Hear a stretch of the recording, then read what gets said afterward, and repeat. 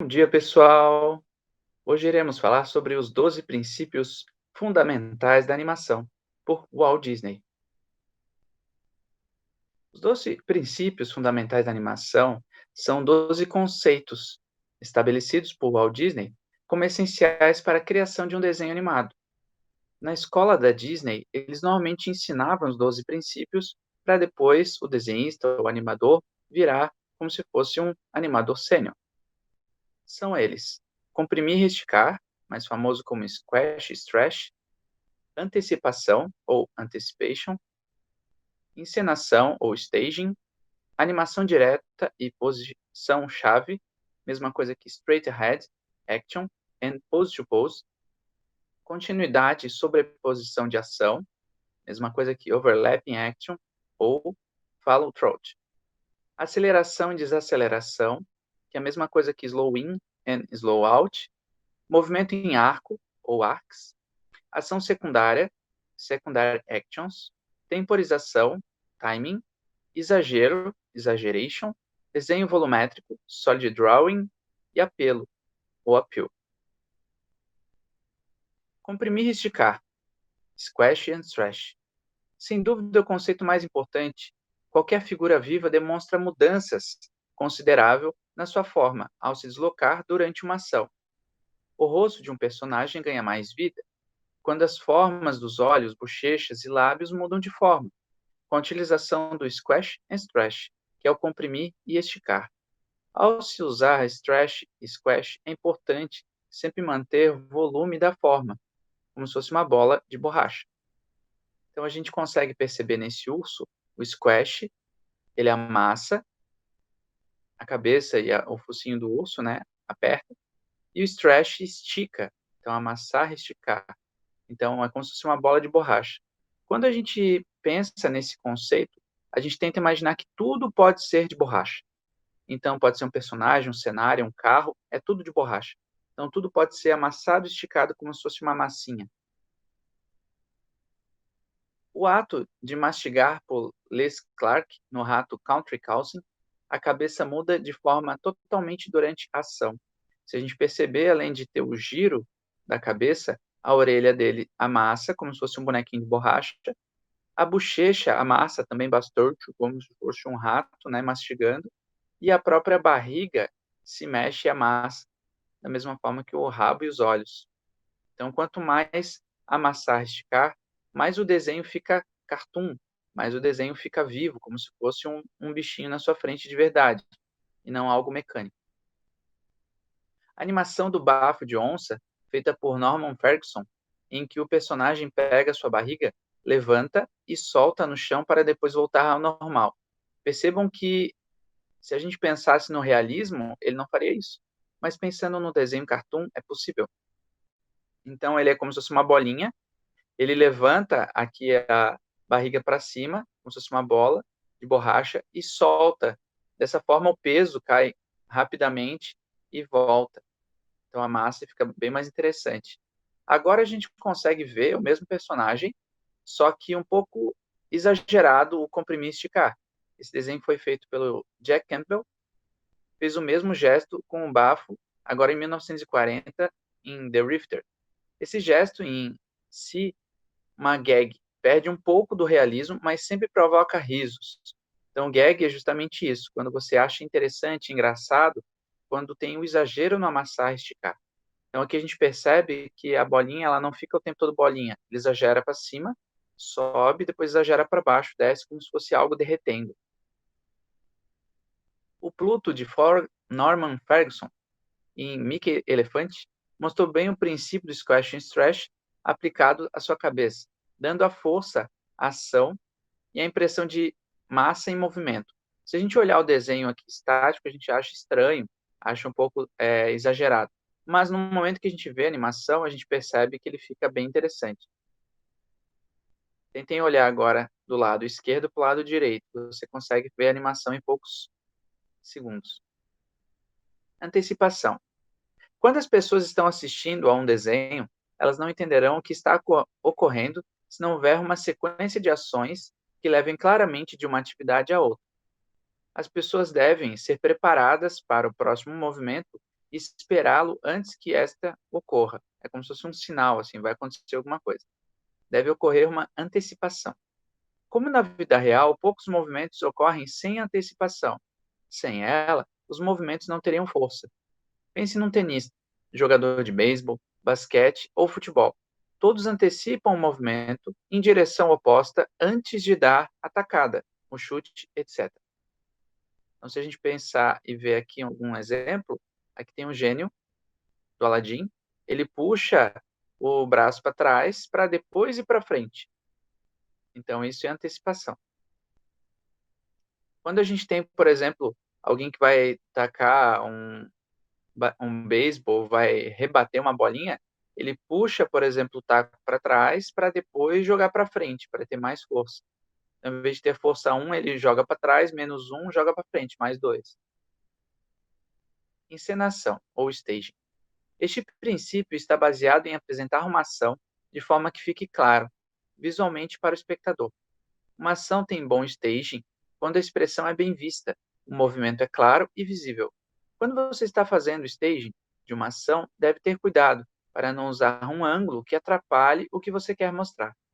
Uma boa forma de conseguir um bom staging é através do uso de silhuetas. E quando a gente desenha, a gente tem que prestar atenção na silhueta do desenho, como se fosse apenas um sombreado. Nesse aqui é um exemplo do que a gente consegue perceber. Aqui está o pato com o coelho na cartola.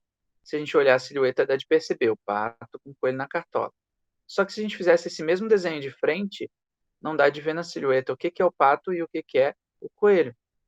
Então, essa imagem anterior ela é mais interessante ou com melhor staging, encenação, do que essa segunda. Animação direta e posição Shive. Straight ahead, action and pose to pose. Existem dois métodos para animar uma cena. O direto, que é o straight ahead, e o pose to pose. No método direto, o animador desenha um movimento após o outro, até o final da cena. Exemplo, faz o quadro 1, depois o 2, depois o 3 e assim por diante. Neste caso, a animação sai mais espontânea e a cena parece menos mecânica. Desta forma, o animador não planeja exatamente como vai ser o decorrer da cena e vai inventando à medida que progride. Este método é geralmente usado em cenas de ação onde muitas vezes ocorrem movimentos rápidos, inesperados. Embora é preciso cuidado para que o personagem não fique fora da perspectiva ou checagem do cenário. É importante também cuidar com o volume do objeto, para ele não ir encolhendo ou para ele não ir aumentando. No segundo método, pose to pose, o animador planeja os extremos cuidadosamente, bem como a quantidade de intervalos entre os extremos para conseguir o timing desejado. Neste caso, os intervalos entre os extremos desejados para um assistente intervalador fazer isso depois. Ele faz os quadros de intervalos. Então, normalmente, no pose to pose, a gente faz, por exemplo, início, fim, depois o meio. Daí deixa os intervalos para o estagiário, né? Daí ele acaba fazendo a intervalação. Ou o animador pode ser chamado também de intervalador. Continuidade e sobreposição da ação. Overlapping action and follow through. Quando o personagem entrava andando em cena e de repente parava completamente, a ação parecia dura, não era convincente. Tipo, parou. Foi encontrada uma forma em que basicamente as partes não parassem de se movimentar, todas ao mesmo tempo. É o princípio do follow through, movimento sequencial. Se o personagem tem elementos como, por exemplo, orelhas grandes, caudas ou casaco, estas partes continuam a se mover mesmo após a figura ter parado. O movimento de cada elemento terá um diferente de acordo com seu peso e com suas características. Então, por exemplo, pelo, rabo, tecido. Por exemplo, aqui tem uma orelha, a gente consegue perceber aqui, ó, a orelha simplesmente pode vir até aqui e parar, né? Mas no follow through de overlapping, a gente faz como se fosse uma coisa meio elástica, assim, como se fosse uma coisa molenga, tipo um elástico. Então, ele vai, passa do ponto reto, vai para frente e volta, né? Como se fosse uma orelha de cachorro, ou uma bochecha de cachorro, né? Aqui a gente vê, por exemplo, um anão, que é do Sete Anões, onde a bochecha dele, ela vai normalmente depois do movimento da cabeça. Além disso, a barriga, que é mais mole também, ela também tem um movimento diferente do corpo inteiro. Além disso, ele tem também a própria touquinha, além disso, ele tem também a própria barba e outros elementos como tecido. Então, deixa muito mais movimento e mais divertido o desenho. Aceleração e desaceleração.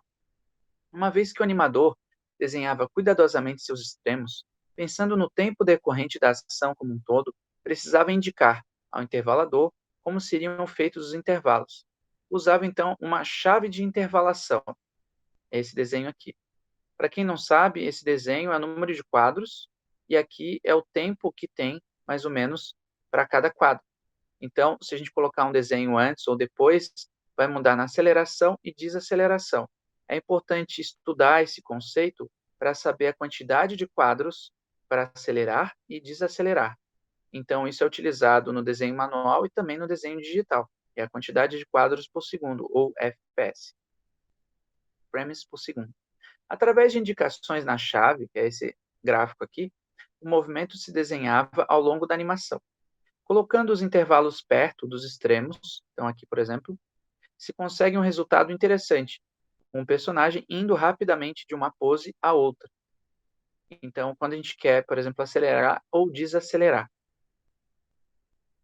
Movimento em arco, arcs. As maiorias dos seres vivos executam movimentos em uma trajetória circular, ou que a gente chama de arco. Aqui é, por exemplo, um arco na rede, né? Nossos próprios braços, eles formam um arco. Nossa própria perna, né, o nosso pescoço forma um arco. Nossa caminhada tem em arco. A ação de uma mão com o dedo apontando segue a trajetória circular. Então, arco. Ó, a mão, arco. O animador marca as posições dos extremos, exemplo, início e fim do arco, como se fosse um pêndulo, movimento pendular. E dos intervalos ao longo do arco. Intervalos feitos fora do arco irão quebrar o movimento radicalmente. Essa descoberta causou uma enorme mudança nos movimentos desenhados pelos animadores, acabando com as ações rígidas e duras feitas antes. Bonecos andavam com movimentos bruscos para cima e para baixo, como peças mecânicas, tipo robotizado. Agora, com o uso dos arcos, o movimento fica mais suave. Não se esqueça dos arcos. Esse é um dos princípios mais importantes do Walt Disney. Então, por exemplo, aqui tem um braço, uma mãozinha que vai se mexendo, né? O movimento é como se fosse um arco circular. O movimento anteriormente, quando não é feito em arco, ele fica essa coisa reta, ó, pá, pá, pá, né? Então, sempre lembrem de fazer um arco. De forma prática, a gente pode sempre imaginar como se fosse um desenho invisível de um arco. Daí, em cima daquele desenho, você faz os intervalos. Ação secundária. Geralmente, a ideia apresentada numa cena pode ser fortalecida por ações secundárias. Estas ações secundárias são sempre subordinadas à ação principal. Vou pegar um exemplo. Estou me mexendo e eu estou coçando a orelha. Estou me mexendo e estou coçando o nariz. É uma ação secundária. Estou me mexendo seria a ação principal. Coçando a orelha, coçando o nariz é uma ação secundária. Ou piscada de olhos, ou a própria boca é um movimento secundário. Uma maneira de se conseguir uma ação secundária convincente é fazer um planejamento inicial do que vai ser a cena e depois animar por partes. Normalmente a pessoa anima o que é principal, o que tem maior volume, por exemplo, alguém se mexendo, e depois vai para as partes menores, para as partes pequenas. A gente chama isso de ação principal e depois as ações secundárias, justamente para deixar o timing, o tempo correto, de forma diferente. Aqui é um exemplo da ação secundária, por exemplo, de um cara cavalgando um cavalo. Então, o cavalo é um movimento, o personagem é um outro movimento, e aqui ele segurando, por exemplo, o próprio chapéu, é um terceiro movimento. E cada movimento tem uma ação. Então, o cavalo vai antes, o personagem vai depois e o chapéu vai depois. São 3 elementos. Se a gente vê aqui, por exemplo, um esquilo, ele dá um salto, né? O esquilo tem um salto, mas o rabo dele é um segundo movimento. Temporização, ou timing. Um controle do timing, ou tempo do movimento, é essencial para que possamos atingir o efeito desejado da animação. Basicamente, a velocidade que o filme passa pelo projetor de cinema é de 24 fotogramas por segundo. Hoje, já é considerado 30 ou 32 quadros por segundo, 30 ou 32 fps. Logo, o movimento de 1 segundo requer o uso de 12 desenhos, supondo-se que se bata 2 fotogramas para cada desenho. Imaginem que hoje, de forma digital, são 32 desenhos diferentes. À medida que os personagens foram se desenvolvendo, suas personalidades eram definidas mais pelos movimentos do que pela aparência. E a variação da velocidade nos movimentos determinava se o personagem era calmo, nervoso, excitado, etc. A interpretação e atitude de um personagem é dificilmente demonstrada sem uma grande atenção ao timing. Então, um exemplo que a gente pode lembrar é, por exemplo, um Bambi, né? Um veado, um cervo pulando bem levemente, ou um elefante pulando bem pesado, né? Cada um tem um timing diferente. Quando a gente ajusta esse timing, a gente chama de tempo certo, ou timing em inglês. Exagero. O exagero é essencial para que se consiga uma boa comunicação. Aqui a gente vê o exemplo do Pateta. É um exemplo de personagem bem exagerado.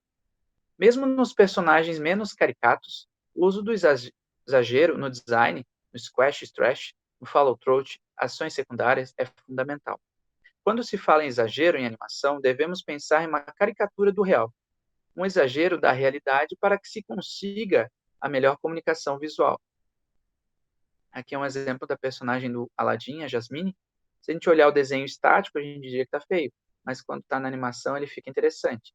E aqui é um personagem extremamente exagerado, o próprio gênio do Aladdin, né? Ele é uma bolinha de borracha o tempo todo, exagerado.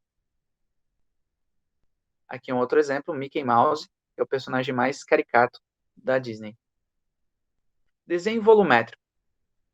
Devemos sempre nos perguntar: meu desenho tem peso, profundidade e equilíbrio? Estes são os princípios básicos do desenho tridimensional, fundamental em animação. A gente chama de desenho 3D, ou 3 dimensões. Procure evitar partes gêmeas no personagem, ou seja, cada olho, orelha, mão, dedo, colarinho, sapato, etc., parece estar idêntico à outra correspondente. Uma forma de quebrar isso é deixar o personagem não estátua, não de frente, deixar ele sempre em semi-perfil. Então, um olho vai ficar maior que o outro, um braço vai ficar maior que o outro. Isso dá o que a gente chama de perspectiva. Aqui é um exemplo de um desenho quando está espelhado, daí ele cai. Ele dá uma sensação de que está muito sólido, como se fosse papel. E daí aqui é um desenho em perspectiva, em semi-perfil, 3/4, né? E daí a gente tem muito mais ação e movimento. Parece que o desenho sai da folha ou que ele entra na tela. Então, muitas vezes, quando a gente faz isso aqui, ó. Diminui ou aumentar um olho, diminui ou aumentar um dedo, cruzar os dedos, não deixar todos retos, né? Então, varia a posição dos dedos, olhos, bocas e braços. Apelo, ou appeal. É mais chamado também de design atraente. Um design atraente sempre é fundamental em qualquer personagem. Significa um design que as pessoas gostam de ver. Um design com charme, simplicidade, comunicação e magnetismo. Bonito. É como se fosse a razão da beleza. Qualquer personagem deve ter um design atraente, seja o herói ou o vilão. Caso contrário, ninguém vai querer assistir ao que ele está fazendo. Então, aqui é um exemplo do Mickey. Aqui, de novo, o Mickey. Normalmente, o que a gente considera design atraente pode ser as formas mais arredondadas, pode ser as expressões mais engraçadas ou mais divertidas que te cativa, ou até mesmo a forma, a ação e as cores do personagem. Isso tudo agrada aos olhos, agrada ao psicológico e agrada a ação, a narrativa da arte sequencial, da animação. Aqui é um exemplo do Dumbo, que ele é muito carismático, e a gente tem uma ideia para desenhos que normalmente o que a gente chama de desenho mais atraente, ele é mais parecido com crianças. Então, por exemplo, não é por acaso que os desenhos cada vez mais estão caricatos e os personagens estão mais infantis. Eles acabam nos agradando mais aos olhos. As figuras, tanto testa, cabeça, olhos, são mais arredondados, porque a gente acaba lembrando de personagens como bebês e crianças. E a gente acha engraçado e divertido. Isso fica muitas vezes no inconsciente. Aqui é vários desenhos que têm um design atraente, desde a cor, a forma, a composição e várias outras regras de composição que você pode estudar junto com o design. Dama e Vagabundo, e o Pinóquio, agora Sete Anões. todas as princesas. Esse material foi tirado da apostila do curso de animação da HGN, do Guimarães Neto, e também imagens foram obtidas da internet. Gratidão a todos e até a próxima.